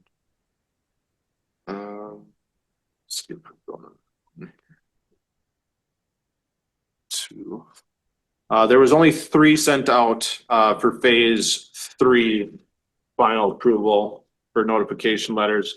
No additional comments were returned. That is all. Okay. All right, thanks. I need a motion to go into public hearing on the final county subdivision plat, the Preserve Phase 3. I'll make that motion. A motion by Mr. Kariainen. Do I have a second? Second. A second by Mr. Schuman to go into public hearing on the Preserve Phase 3. All in favor, say aye. Aye. Aye. All opposed, motion carried. We are now in public hearing. Is the applicant here? Yeah, I am. Okay, you want to speak to the committee? Yes, Jeremy Hill here for the Preserve. Sorry I couldn't be there in person. I have an annual out-of-state trip this time, but yeah, this is a phase 3 of our plat. We're looking at the same conditions as the other plats, same covenants, same 5-acre lots, no subdividing, no rezoning out of forestry. It's a really nice part of our development because on the north side of one of the lots, there's a park that's going to be private, but we're calling it Picnic Point. It's got a really nice view of the old Mosquito Brook flowage there, and then this section also has a nice section of the trail along the old flowage that we're going to use for skiing, hiking, and biking. We've had a DNR inspection on the phase 1 and 2 roadway work a few weeks ago, and that went positive. They were supportive of what we're doing. No issues. Our survey is done. Todd, our surveyor, is here today. The stormwater permit we have 3 sections of stormwater permit. Phase 1 was approved with the DNR stormwater permit, which covered our phase 1 and 2 plats. Phase 2 of our stormwater permit covers phase 4 and 5 of our plats. This phase, which that's already been submitted, and this phase we had to do a wetland permit because on the east side of this, where that horseshoe bend of the road is, we had to do a wetland permit. There was some really minor road crossings of some narrow areas. So that part has been submitted, which is a precursor to the stormwater permit application, which also will be submitted in about a week. So we're asking for approval on this pending us providing Jay with a copy of the stormwater permit. Okay. Any questions, committee? Jeremy, I was confused by what Frank wrote in the conditions from the town that it stay in conservancy. I think he may have been confused by the conservancy and the covenants. What is your recollection? Yeah, so what that is referring to is the Town of Round Lake Conservation Subdivision, which our phase 2 and phase 3, as part of removing that area from the town's former conservancy designation on the future land use map, was that we comply with the town conservation subdivision, and that's what that was referring to, and that has been approved by the town planning commission and whatnot. Did that apply to 3? I believe it is phase 2 and 3. It was the portions that bordered the flowage directly. Okay, thank you. Okay, any more questions? Are there any covenants dealing with the owners using pesticides or herbicides so close to that flowage? We don't have any of those in there, but these lots are 5 acres or larger. They're 300 feet wide at least where they border the flowage. We also have our setbacks drawing, which called for homes to be 75 feet back from the near edge of the trail. And that trail is about 25 feet wide and is roughly 25 feet from the edge of the flowage, which means those homes are going to be an average of 125 feet back from the flowage or more. So the DNR was happy with those covenants and didn't ask for anything else in terms of requirements there. Thank you. Okay, any more questions, committee? I'd also mention that as part of the covenants, they do have larger vegetated buffer zone requirements. And having a larger vegetated buffer zone would also help mitigate any type of herbicides or pesticides that may be used. Yeah, our drawing on that shows that we voluntarily drew up requirements that everybody needs to leave 50 feet of vegetation trees along the trail between the trail and their house, and then their house has to be at least 75 back from that. So they only get a 20-foot wide view corridor to cut into that. So the flowage should be very well protected with the low density of the development, lot size, and the requirements for vegetation. Okay, Mr. Schuman? Yep, Jay, real quick. Did Mr. Hill hold off then until the DNR approved that stormwater plan for phase 1 and 2? Yes. I mean, you mentioned that about 3 and 4, if we wanted to add that. Yes, and he did. Well, so I can't record the plat. If you condition approval upon stormwater management plan being approved by the DNR, you in essence are giving him approval to move forward. We have the original plats right here. I would have the zoning committee chair sign them as part of, whatever decision you make. There's also a signature for zoning administrator approval. I would not be signing this and delivering it to the Register of Deeds to be recorded. In essence, he would not be able to legally sell these lots until said time as DNR approves the stormwater plan. Okay. All right, any more questions? All I right, believe anyone? per statute, he has 180 days from zoning committee approval until said time that this plat has to be recorded. So it does still set a clock. He just can't sit on this for eternity. So Okay, all right, anyone out there want to speak in opposition? Anyone want to speak out there in information? Okay. All right, does anyone want to speak? Did I say opposition? Okay, all right, if not, does anyone want to speak? I need a motion to come out of public hearing on the Preserve Phase 3 Final County Subdivision I'll Plan. make that Yes. motion. And I'll second it. We have a motion by Mr. Carrieinen, the second by Mr. Schuman to come out of public hearing on the Preserve Phase 3. All in favor, say aye. Aye. All opposed? Motion carries. This is the discussion action in the town of Round Lake for the county final subdivision plat as the Preserve Phase 3. This is for a 19 lot proposal, including 5 outlots. This requires zoning committee acceptance, conditional acceptance, or rejection as part of the staff report and previous conditions as tied to the preliminary plat. It would be that the zoning committee conditionally approved the prelim plat and that prior to the final plat being recorded, that a stormwater management plan be approved by the DNR and that the zoning administrator would not sign off on the plat and record with the Register of Deeds until the stormwater management plan is approved. Additional conditions that you may want to add on to this, or that they were actually stated as part of the prelim approval, is that the covenants be recorded on the property as to also indicate those covenants that were recorded on phase 1 and phase 2, and that a wetland delineation be done of the property, and that wetland delineation has been done and has been identified as to those environmentally sensitive areas. You wouldn't need to have that condition as a wetland delineation because it has been done, so. All right, I'll make a motion to approve the preliminary plat or the final plat for phase 3 with the condition that it's pending approval of the stormwater management and the covenants are recorded on the property. okay, we have a motion by Second. Mr. Wilson, a second by Mr. Schuman to approve the final county subdivision plat, Phase 3, which has been read into records with the finding facts. Any more discussion? Roll call, Kathy, please. Tweed Schuman, Yes. Ron Buckold, Yes. Steve Carrieinen, Yes. Marshall Savitsky, Yes. Kay Wilson. All in favor. Thank you.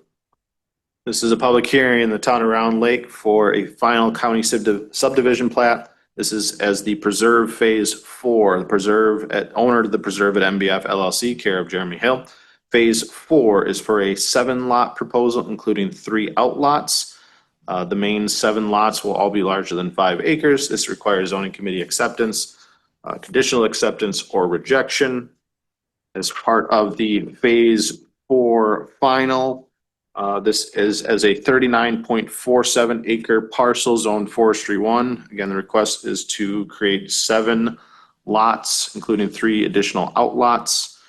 As per the zoning administrator, I have deemed the survey as well as the plat to meet all conditions as part of the county subdivision ordinance. The subdivider has completed a wetland delineation of this property.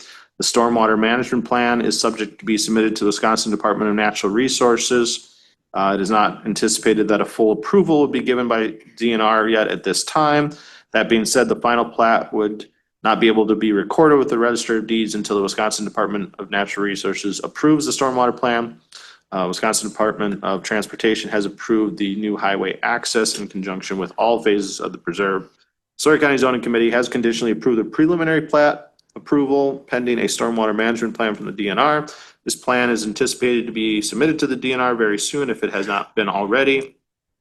This was similar as to phases 1 and phases 2, that we would conditional approval of the final plat pending the stormwater management plan approval, and I would not sign off and record the plat until such time that the owner is able to provide that information. Additional conditions as stated from the preliminary approval was to have the same covenants as phases 1 and phases 2, and that this is a little bit different. This was a condition that was added here, that written notices to the purchasers would be given as that there are nearby gravel pits in this location. That was a condition that this committee had made as part of the prelim approval. I have deemed the application as to be complete.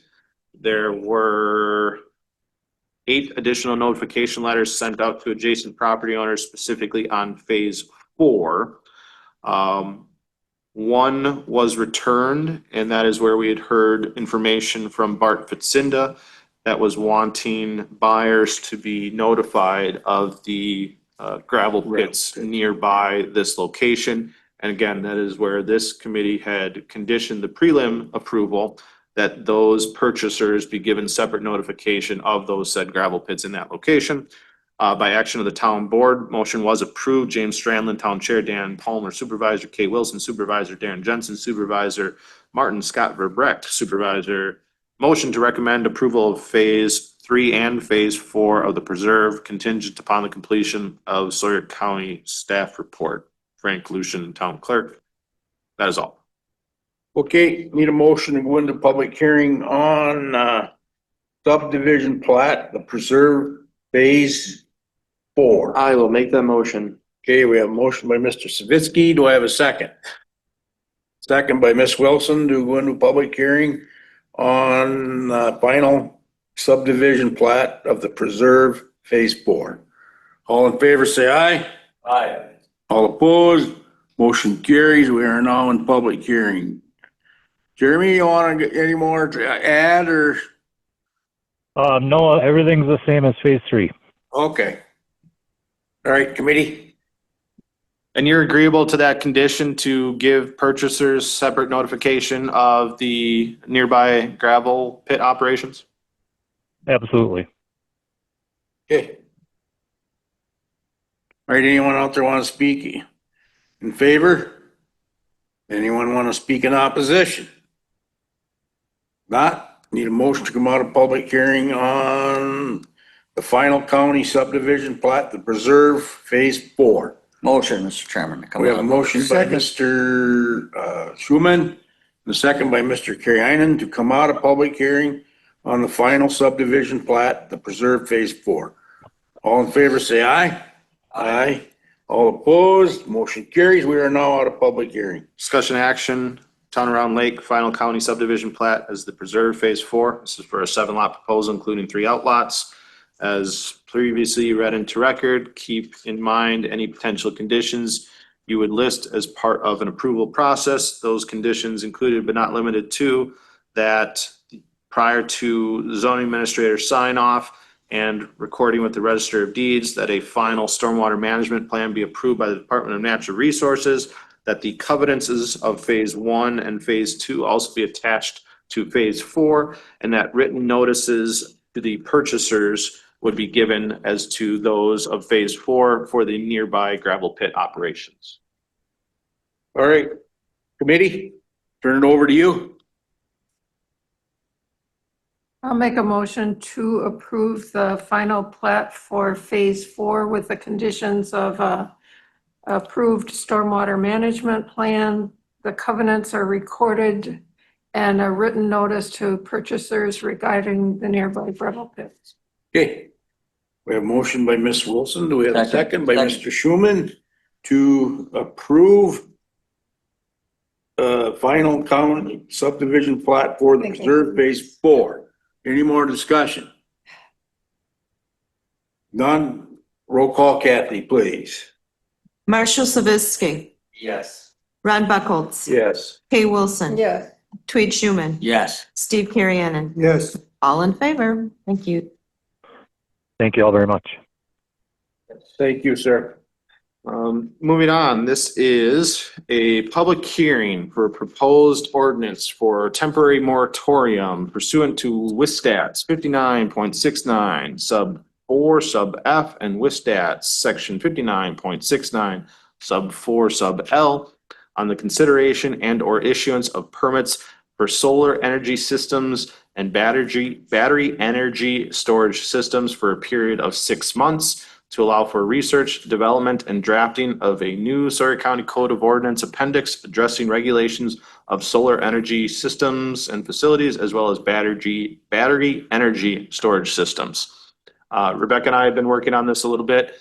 Thank you again, Rebecca, for providing this information as part of a potential moratorium. To give the committee a little bit of background and research on this, we did hear we had a pending solar facility, a 2 megawatt solar facility that was pending there in the town of Round Lake a few months ago. And currently we have no ordinances on the books that regulate any type of solar facilities. Solar is coming. We already saw one application for it. Luckily, that application, withdrew in that there was a lot of pushback from the locals in that area. I do think it is pertinent that we do have some type of ordinance on the books that looks at, siting standards, decommission plans, everything else involved with solar facilities.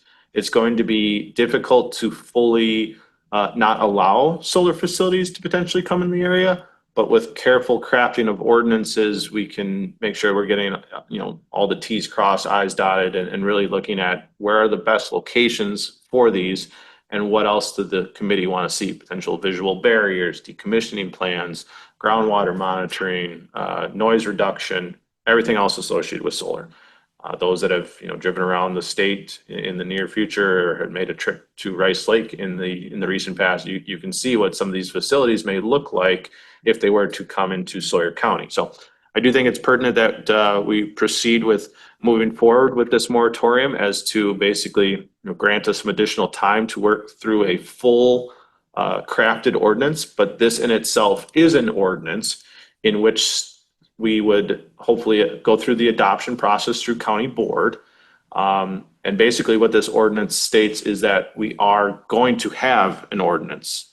This specifically gives us a 6-month clock in which to develop an ordinance and hopefully get it through the adoption process so that we have something on the books. At that point, I guess I would turn it over to Rebecca for any additional comments as part of that. Hey, Yeah. Rebecca. Oh, thank you, sir. Sorry, Mr. Chairman, I cut you off. Just one quick correction, Jay, on what you just said. Everything is spot on. But the 6 months, at the end of the 6 months, the county may decide that it doesn't want to adopt an ordinance. So by adopting this moratorium ordinance, it's not a guarantee that the county is going to adopt a final ordinance. This, just as Jay said, puts a hold on the county processing any applications or taking any steps in that review process should it receive an application. Solar is a very complex area of the law right now. a lot of information that applies to other municipal entities may not apply to counties and vice versa. There are complications based on state preemption. And so what exactly the county may choose to regulate in its ordinance, that's a threshold question. And so that will all be discussed within this moratorium timeframe. And as Jay indicated, this is unique because this moratorium actually is an ordinance. And so law requires that you review this action of a moratorium as an ordinance. So it will follow a typical zoning ordinance adoption process. Jay, correct me if I'm wrong, but it will go to, well, it'll go through the process. And so it's a limited term ordinance, but it is indeed an ordinance. I'm happy to answer any questions. Again, a very complex area of the law, not only because of legal, because of statutes, case law, preemption, what's happening at the PSC right now, lots of other factors come into play. Right. And I'll just mention that, again, this is the official public hearing for this moratorium ordinance. This was not sent out to the towns. Is a little bit different process than we've normally been accustomed to. If zoning committee so chooses to move this forward onto county board for ratification, I will still do the courtesy of sending it out to the towns as to state that, the county is looking at adopting this moratorium. If towns, have objections to this, they can certainly give additional comments, or they can go the official route and submit for a resolution of disapproval. In conversations with town board officials, I don't think anyone's against the moratorium. They're more interested in what the final solar ordinance might come out to be. So, and they would be definitely involved in that process. Are we the only county that don't have an ordinance? No, there are several other counties that don't have a solar ordinance. But we're probably a little bit behind the curve, but luckily we haven't had any facilities move in, and I want to get in front of that curve because it was a kind of an eye-opening process a few months ago when that one for Round Lake was being proposed. So the committee read this? Is 6 months enough time? So there are several other counties that have gone through this process. There's a lot of other counties that have good working ordinances out there. I'm going to do what most county zoning administrators do when we don't have an ordinance, and I'm going to pick up several other county ordinances and kind of combine them into one working one that works for Sawyer County and get that out to the committee to review and get that out to the towns for them to review. It took 7 months for the campground one, and there was still kind of some issues there. So is 6 months enough time? Gosh, I hope so, but maybe not. I'm going to start working on this ASAP, and that we hopefully can get to that 6 month, but I guess it depends on, what other things may come up from this committee that they want to see in addition after I get some type of draft working version and or, other considerations that we hear back from the town. Can we do longer than 6 months, or is that a statutory requirement? Can we No, you extend can. it? Oh, I'm Can we sorry. I'm sorry, Rebecca, can we extend this once the 6 months comes up and we're not quite ready? Can we put an extension on it? You may put an extension on it. We always just have to make sure that there is a reasonableness to the time frame and that we can justify why the time is needed. If you like, you can put this moratorium at 9 months at this time, or you can approve it as 6 months. And then, yes, you may extend it again. I advise, though, that there only be one extension. In some cases, it is past muster to have 2 extensions, but as we proceed in that extension of a moratorium process, there's greater legal scrutiny. But I think if the committee is so inclined to set this at 9 months, and Jay, if that's what you would recommend, just again, from a timing standpoint, I think that would be fine. One other quick comment to Jay's comment on the drafting. Andy and I have assisted several counties with development of solar ordinances. We've got cases in front of the PSC. This is something that has become kind of a legal explosion, if you will. And so Jay and I have already talked about other counties' ordinances that are good examples. And so while it is a complicated process, it's not a complete reinvention of the wheel. Certainly, as the ordinance develops, it's going to come back to you and for public feedback in terms of what particulars you want to see. But we do have some good examples to look to and to start with in the drafting process. I have two questions. Is 12 months not an option? It is an option, but I would advise then that we have a much more in-depth discussion on why 12 is needed. Because again, we have to have a legitimate basis for that time frame. Where counties get into trouble is when they adopt a moratorium for whatever the topic might be. And there's not a legitimate basis for the time because courts will interpret that as adopting an ordinance essentially as a prohibition of what it is you're putting in that moratorium. I'm just thinking it takes a full year for the earth to go around the sun, and you get a whole season of data. I would think. I know it's a stretch. Right, I get it, that's fine. I would think 9 months would be wonderful. If we could make that amendment, that'd be great. And it would just be, and it's really the reason and the rationale is because, from the times that zoning committee meets and even to hold the official public hearing on a potential adoption of a solar ordinance, it's still another month from that until county board would end up having to ratify. We're a little bit different in that our zoning committee date is generally the day after county boards. We have to wait a full another month before it actually gets to county board. So, with that kind of time frame crunch, 9 would be wonderful if we could do it. It just gives a little bit more, and hopefully we can get it done before 9. And my second question was, would towns have preemption if they decided to do something contrary?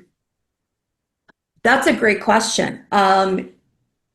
A town could, if they chose to adopt an ordinance that is not a zoning ordinance and they fall under county zoning, that could be an option. Let me just say this because I'm not legal counsel for towns, not in Sawyer County anyway. I would encourage a town to explore what their legal remedies are, because again, what the town can do and what the county can do are different under the statutes when it comes to moratorium and solar regulation. But to answer your question, yes, there may be things that the town can do independently to regulate solar development exclusively in that township. Thanks. Okay. Linda, I know you want to speak on this.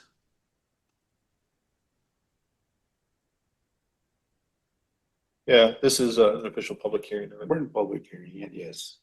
Yes, go ahead. Linda Zilmer, Edgewater property owner, and I appreciate the ordinance to set a moratorium timeframe in order to develop the ordinance. My question is not so much about this one, but earlier today we had this telecommunications ordinance that I don't think you can set a moratorium for. So when will the zoning committee be able to address the telecommunications ordinance? And as I spend a lot of time in Barron County too, I'm familiar with what you see as you go down Highway 53 plus the larger development that is causing issues. I think the really another ordinance that's needed is with regard to these data centers. I think we had one in Price County that fell apart and one in Washburn County that luckily went away. And those have, I think, even much larger impacts for communities than even a solar farm. So I would just ask that if there's going to be moratoriums in some ordinance development, maybe to look at that one. I think that one's on the horizon soon too. Thank you. Thank you. All right. I see no more else wants to speak. I need a motion to come out of public hearing on the temporary moratorium of issuance of a solar energy system and battery energy storage system. Motion to come out of public hearing, So I sir. have motion by Second. Mr. Schuman, and second by Mr. Savitsky to come out of public hearing. Any more discussion? If not, all in favor, say aye. Aye. All opposed, motion carries. We're out of public hearing. Discussion action of proposed ordinance for temporary moratorium for the consideration of the issuance of permits for the solar energy systems and battery energy system storage. Okay. We heard that we would maybe want to change that 6 months to 9 months. I believe that's a good idea, and that's recommended by our zoning administrator. So if you guys got any more else, it's up to you.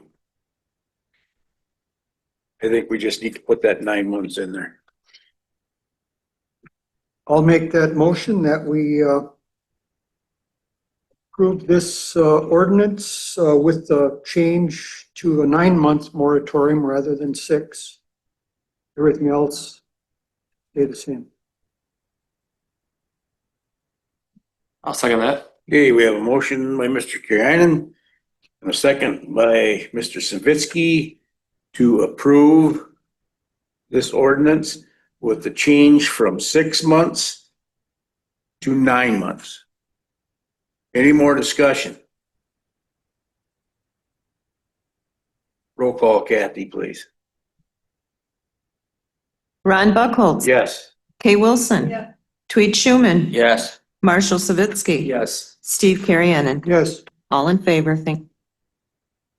Okay, number 8, any new business that may become before the board? Not? Thank everybody. We are adjourned. I can get you guys to sign the resolution for the moratorium real quick before you leave. Thank you, everyone. Have a great weekend. Thank you, Rebecca.